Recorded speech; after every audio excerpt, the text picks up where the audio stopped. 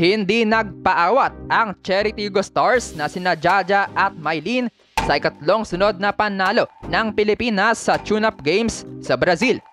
Halos pumalo nga sa 40 points ang nagawa nila, bagay na hindi napigilan ng under-21 Barueri. Santiago at Paat nagpaulan ng 37 points para muling talunin ang under-21 Barueri team. Coach De Brito ayaw muna ng tune-up. Pero bago yan mga ka-V-Heads, mag-subscribe ka na sa aking channel at i-click ang notification bell para updated ka sa aking latest videos. Malakas, matangkad, athletic, cohesive, at team na may solid chemistry ang muling pinataob ng ating Philippine National Women's Volleyball Team sa kanilang ika-4 na tune-up game, 3-1 sa mga score na 25-11, 22-25, 25-13, at 26-24. Matatandaan na pinataob rin nila itong koponang ito noong Thursday sa isang 4-setter sweep. Again, namayani ang Japan V-League best blocker na si Jaja Santiago.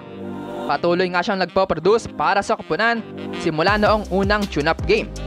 Habang nagbalik naman sa tuktok ang ating lefty opposite at Thailand Volleyball League best scorer na si Mylene Paat.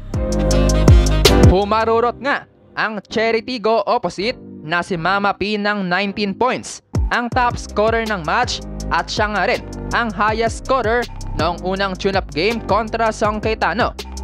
Habang 18 points naman ang pinakawalan ng steady scorer na si Jaja. Nag-ambag naman ang top outside spiker na si Alyssa Valdez ng 8 puntos. Habang may tig-7 puntos naman ang dalawa pang open spiker na sina Ces Molina at Gemma Galanza.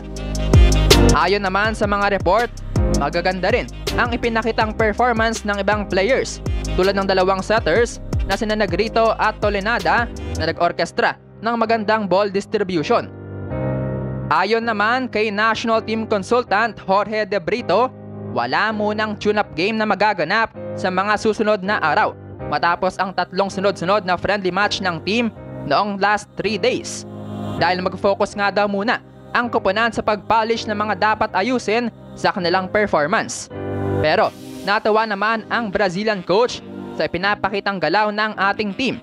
Aniya, they have been working hard and they are getting better. I know that in competition, they can do much more. Sa ngayon, mag-e-ensayo muna ang koponan ng sila-sila lang bago muling sumalang sa tune-up game next week. So there you have it mga ka-V-Heads. Thank you for supporting this channel. Please don't forget to subscribe and click the notification bell to be updated on my upcoming videos.